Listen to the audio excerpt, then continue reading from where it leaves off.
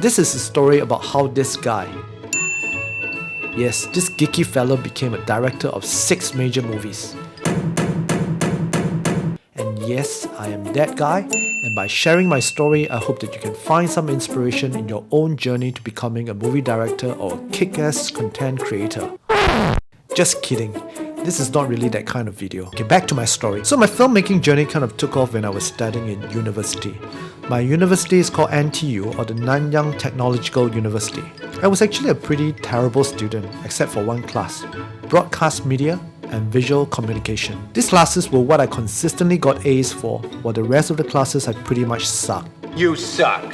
I began to realize filmmaking and storytelling was something I was really passionate about. So I rounded off a few buddies and we started making short films like this.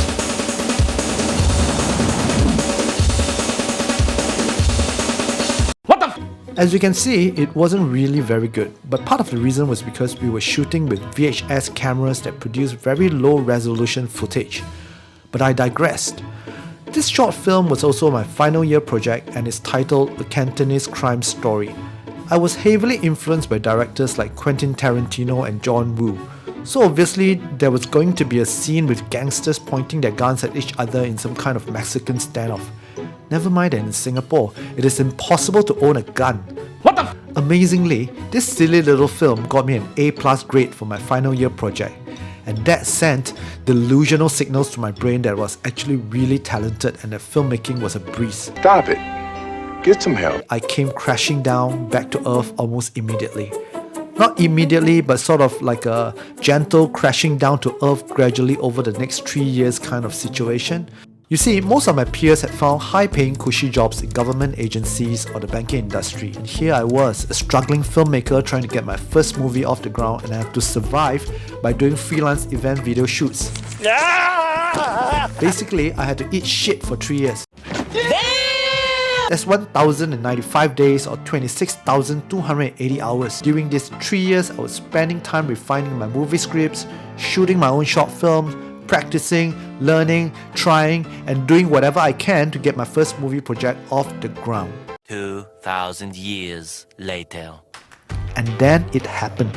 I submitted one of my screenplays titled S11 to the Singapore Screenplay Awards. I feel good! It won the first prize. That feeling at that time, to put it in the most Singaporean way possible, is shock ah! I genuinely thought that winning the script competition was going to change my life and all my dreams were going to come true. Investors would be fighting to buy my script and hire me as a director, and I would finally make my first freaking movie.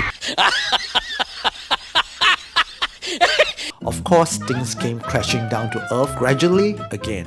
It was another 3 years, that's 1,095 days or 26,280 hours of slogging, trying, blindly believing, faith and perseverance. One day, I got a call from the Singapore Film Commission and they said there was a new grant that they have for first-time filmmakers. It was not much, but enough to get my first movie off the ground. I was ecstatic and I rounded up more buddies to make my first feature film. The title is called S11, and again, is heavily influenced by Quentin Tarantino and in particular Pulp Fiction. Like Pulp Fiction, S11 consists of 3 stories woven in one movie where characters weave in and out of each other's story. Honestly speaking, I didn't really know what I was doing then. I guess at that age I also had a lot of angst and that translated to loads of vulgarities. And this is one such example. You will also get fucked by the waiter, who got fucked by the customer who was fucked by his boss because his wife is fucking behind his back. Vulgarities aside, the movie was quite well received even though it was only screened in one cinema for like 2 weeks. On the final day of screening, I went to watch the movie in the cinema, thinking that it could be the last time I ever saw my movie on the big screen. And crazily enough, there was somebody else who came to watch the movie. Yes, this guy. Also known as the most famous movie maker in Singapore, Mr. Jack Neo. He came to watch my movie alone. And after the movie, he spoke to me and told me he loved my movie and that he wanted to collaborate with me on the new project. That became my second movie, from a first independent movie to a box office smash hit not just in Singapore but in Malaysia as well. It was crazy.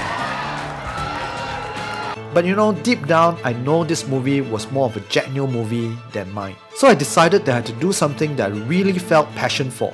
At the time, I was absolutely crazy about horror movies, so I wrote a movie script that was based on an actual horror incident that happened in the Singapore Army in 1983. But unfortunately, nobody was willing to invest in this movie project because I'd never done any horror-related films, and nobody could trust me with a horror movie project. Well, nobody except for this guy, also known as the godfather of Singapore cinema and a serial award winner in many international film festivals. He believed in me and rounded up some investors to fund the movie. We shot in the Malaysian jungle through massive rain, mosquitoes, landslides, and we even had a wild boar attacking us at one point. But it was an absolute blast. When the movie was about to be released, we realized that a Hollywood blockbuster would be released on the same day. It was Ben Stiller and Eddie Murphy's action comedy movie Tower Heist. I thought my movie would be crushed by Tower Heist. But then a miracle happened. When the movie 2359 was released, it was literally sold out everywhere. I couldn't even buy a ticket to watch my own movie in the weekend it was released. Almost every single session was sold out, and we became the #1 movie in that week, beating Tower Heist. It was absolutely insane. Because of the success of 2359, it led to a slew of other movies: Ghost Child, For Love, and even 2359 The Haunting Hour. I mean, to direct one movie would be awesome, but to have made 6 movies in a country like Singapore is just absolutely siao. I guess that about sums up my filmmaking journey till now. And I think that if there's one thing you can take away from this story, is that if I can do it, you can do it too. You just need a lot of perseverance and to learn storytelling, and then you just gotta go and do it.